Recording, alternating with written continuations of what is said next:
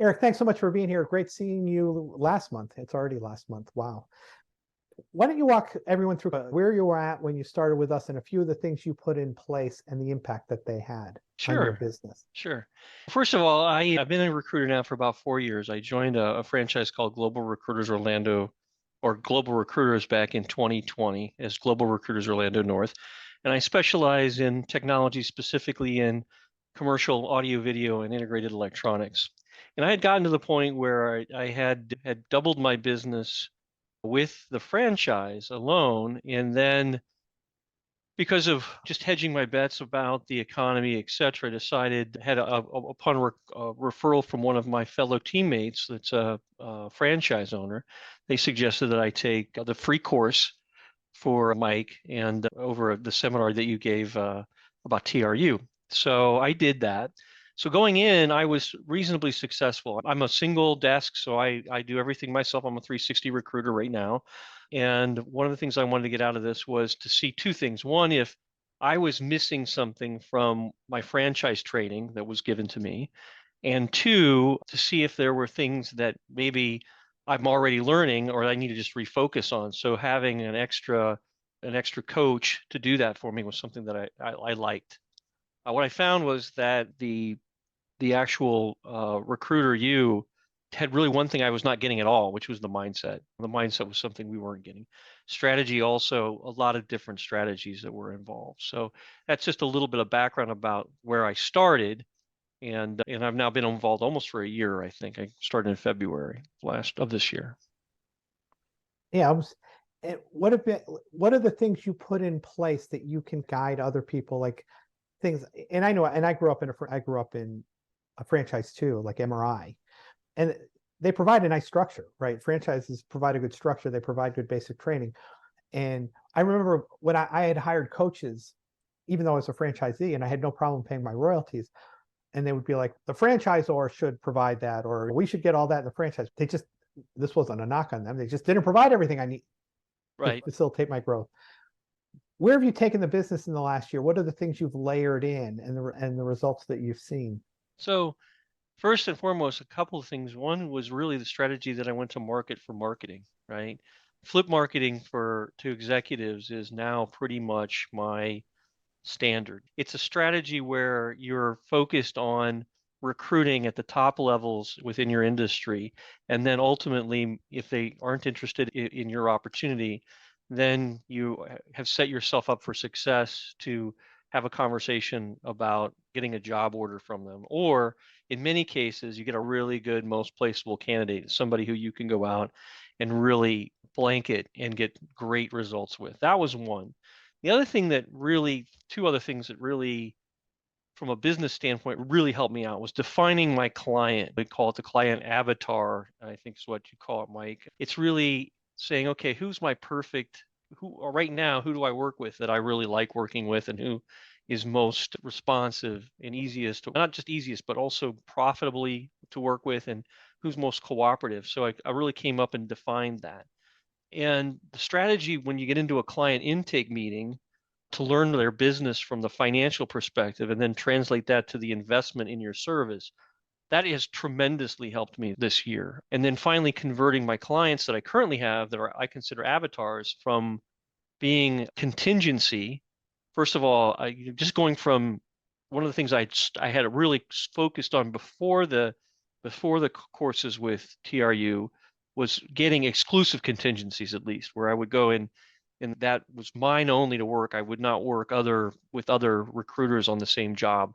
So I felt that was a win for me. But then really, Mike, your strategies and the parts of the seminars that you've given about converting clients from being contingency to retained and then setting their expectations and the cadence for searches is something that has been tremendously valuable. In fact, ironically, this last couple of weeks, since we were slowing down a little bit, a lot of searches are they're holding is that I've had conversations with all of my clients that are contingency and essentially talk to them about, listen, it's time for us to go. Yeah, I've proven myself from a contingency standpoint. Let's go to a retained model so that I can do this for you. And ultimately, my favorite tagline is that recruiters that will work on non-exclusive contingencies are simply bringing you the remainder of the candidates they had left over from their retained searches. And it's worked really well. So I actually signed up 3 of my accounts this year that were contingency only to being exclusively, we call it engaged, but they give me an upfront retainer of between $5,000 and $10,000. And that's what we teach. That's a really good point, Eric. It's not that the old third a third. It's, and which you can do. There's nothing wrong with that. But there's a term a friend of mine used a lot called John Bartos, called shared risk. And hey, you know what? And I don't know if you say this, Eric, but I used to say, like, I average about 7,000 a deposit. If you think I'm going to be wildly successful and profitable if all I bill you is $7,000, right? Because they're like, even though they don't say it, right, Eric, in the back of their mind is, what if I send this guy the money and he doesn't produce? You've got to actually bring that out in the conversation. You might be wondering, if Eric was the hiring manager, he'd say, is Mike going to take his wife to the Bahamas with the $7,000? And I said, if I don't produce quickly, how many more retainers will you give me? And they would go, none. I go, it would be stupid to, wouldn't it?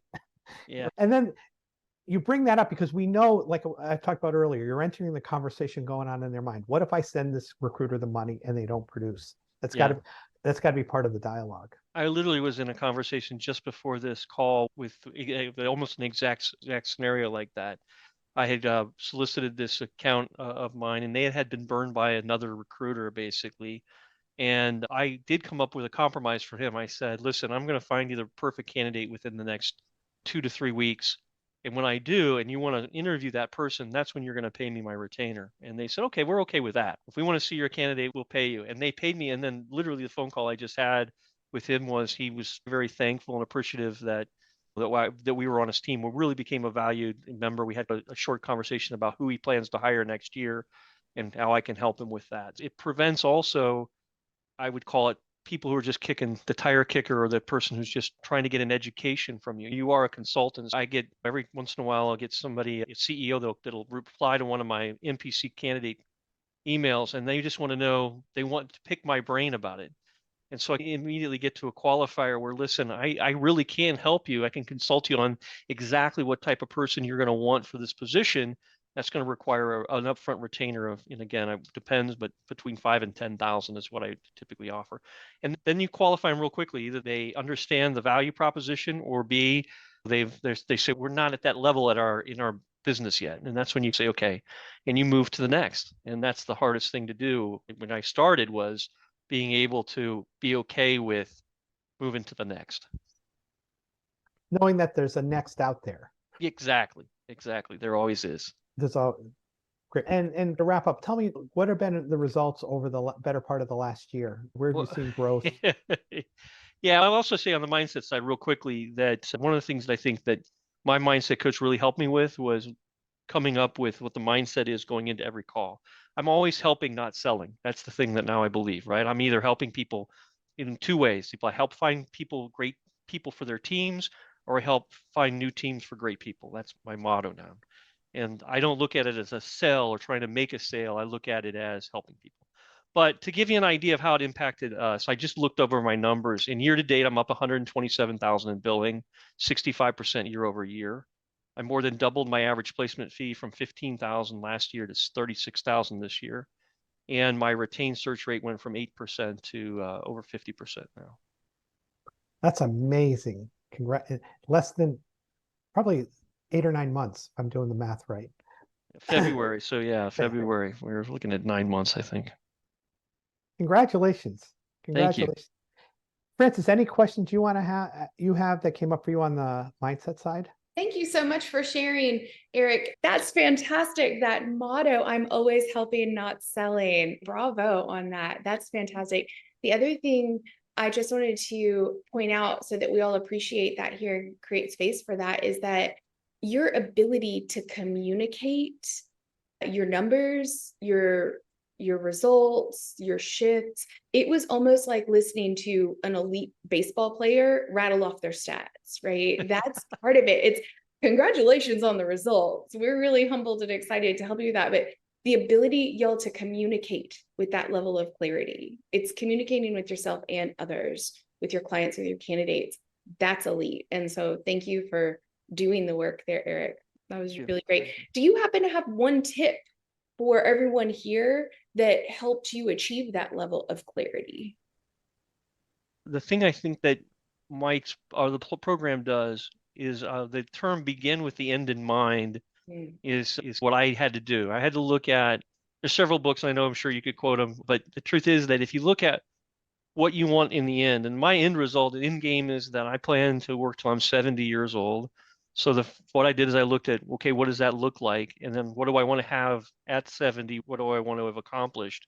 And then I worked backwards from that, right? And that's where this is where the program from a business standpoint, a metric standpoint, really made sense. Was okay, in order to be at that level, what do I have to do now? And then from that, they granulize it down. So I would say that's the biggest thing, is that I understood the mindset of that. It's what was the end game for me? What was being a recruiter right now? I used to always just look at what's up for tomorrow or next week or next month. But you really want to look at where you want to finish and always be able to visualize that, have it literally written down on I have a chart at home that kind of has everything on it that I want, that I can look at. It has been surprisingly, I have to say that the results are to me better than I expected. Now it's interesting because I'm pushing myself harder to do things that I even can recognize that I didn't do well this year, going into next year to hit goals that I want to hit. I'm constantly learning. I'll just say that. That's the one thing, is that once you get started if you don't get something out of it new every time you either meet with your strategy coach or your mindset coach or one of your meetings on Mondays or Thursdays, then I would stop this. But I'm always getting something new out of it. I'm so glad to hear that. We work really, as a team, we work really hard on what do we need to deliver to help take our clients to the next level. All right, Eric, thanks so much for your help today. You're welcome. I really appreciate you coming out and investing part of your day in helping the folks here in the meeting.